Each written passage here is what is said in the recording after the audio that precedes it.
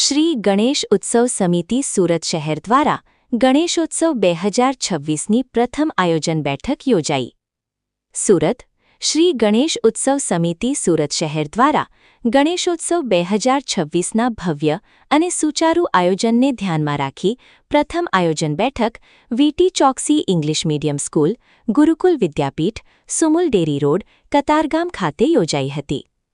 બેઠકમાં સમિતિના અધ્યક્ષ પૂજ્ય સ્વામી શ્રી અંબરીશાનંદજી, ઉપપ્રમુખ પૂજ્ય 1008 મહામંડલેશ્વર મહંત શ્રી સીતારામદાસજી, મંત્રી પૂજ્ય સ્વામી લક્ષ્મણ જ્યોતિજી, પૂજ્ય મહંત શ્રી વિશ્વેશ્વરાનંદજી, પૂજ્ય મહંત શ્રી બટુકગીરીજી ગિરનારી સહિત સંતગણની પાવન ઉપસ્થિતિ રહી હતી. આ ઉપરાંત કાર્યકારી પ્રમુખ અનિલભાઈ બિસ્કિટવાળા, મહામંત્રી વિમલભાઈ ભટ્ટ, જોગેન્દ્રભાઈ સહાની, વિવિધ કમિટીઓના હોદ્દેદારો, પોલીસ સ્ટેશનના સંયોજકો સહસંયોજકો તેમજ મોટી સંખ્યામાં સ્વયંસેવકો ઉપસ્થિત રહ્યા હતા. બેઠક દરમિયાન ગણેશોત્સવ 2026ના સફળ આયોજન, વિવિધ સેવાકીય પ્રવૃત્તિઓ, સંગઠન વ્યવસ્થા, સુરક્ષા આયોજન, ટ્રાફિક વ્યવસ્થા તેમજ અન્ય પૂર્વ તૈયારીઓ અંગે વિસ્તૃત ચર્ચા વિચારણા કરવામાં આવી હતી. બેઠકમાં આજે પ્રસારિત મન કી બાત કાર્યક્રમમાં પ્રધાનમંત્રી શ્રી નરેન્દ્રભાઈ મોદીએ દેશવાસીઓને પર્યાવરણ સંરક્ષણના સંદેશ સાથે માટીની શ્રી ગણેશજીની મૂર્તિ સ્થાપિત કરવાની કરેલી અપીલનો પણ ઉલ્લેખ કરવામાં આવ્યો હતો. શ્રી ગણેશ ઉત્સવ સમિતિ સુરત શહેર દ્વારા દર વર્ષની જેમ આ વર્ષે પણ પર્યાવરણ મૈત્રી ગણેશોત્સવ ઉજવવા માટે સૌને માટીની શ્રી ગણેશજીની મૂર્તિ સ્થાપિત કરવાની હાર્દિક અપીલ કરવામાં આવી હતી. સમિતિએ જણાવ્યું હતું કે સેવા, સંગઠન અને સંસ્કારના ધ્યેય સાથે સુરત શહેરમાં ભવ્ય, દિવ્ય, શિસ્તબદ્ધ અને પર્યાવરણ મૈત્રી ગણેશોત્સવનું આયોજન કરવામાં આવશે. આ આયોજનને સફળ બનાવવા માટે સમાજના તમામ વર્ગોના લોકો, ગણેશ મંડળો અને સ્વયંસેવકોને સહયોગ અને સહભાગી બનવા અનુરોધ કરવામાં આવ્યો છે.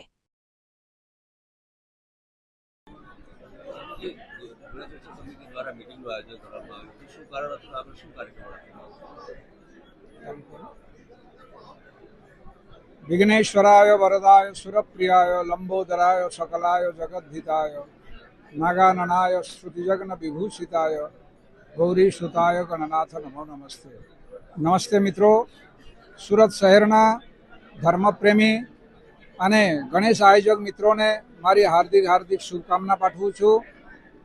2026 સનનો ગણેશ ઉત્સવ હવે નજદીક આવી રહ્યું છે અને જે ગણેશ આયોજક મિત્રો છે એ પોતાની મૂર્તિ બનાવવા માટે મંડપ વગેરે એની બધી તૈયારીમાં લાગી ગયા છે. મિત્રો, ગણેશ ઉત્સવ સમિતિ પણ આજે છેલ્લા 38 વર્ષથી આ ગણેશ ઉત્સવ ખૂબ સારી રીતે એક સંસ્કૃતિમય અને ધાર્મિક વાતાવરણમાં ઉજવાય એને માટે સતત પ્રયત્નશીલ છે. આજે આ વર્ષનું પહેલું મિટિંગ હતું જેમાં લગભગ 200 કાર્યકર્તાઓ અને સાથે સાથે સાધુ સંતો, સુરત શહેરના જે નામાંકિત સાધુ સંતો છે, મહંતો છે, આજે બધા ઉપસ્થિત રહ્યા હતા અને માર્ગદર્શન આપ્યું હતું. હું દરેક ગણેશ આયોજક મિત્રોને, સુરત શહેરમાં લગભગ 80,000 નાની મોટી મૂર્તિઓનું સ્થાપના થાય છે.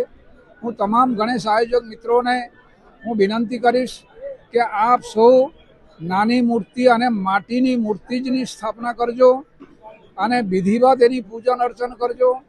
આજે 28મી જૂન રવિવાર, આજે ભારતના વડાપ્રધાન શ્રી નરેન્દ્રભાઈ મોદીએ મન કી બાત કાર્યક્રમમાં પણ ગણેશ ઉત્સવની શ્રી ગણેશજીની મૂર્તિ માટીની મૂર્તિ હોવી જોઈએ આ બાબતમાં એને ખાસ સ્પષ્ટ ઉલ્લેખ કર્યું છે.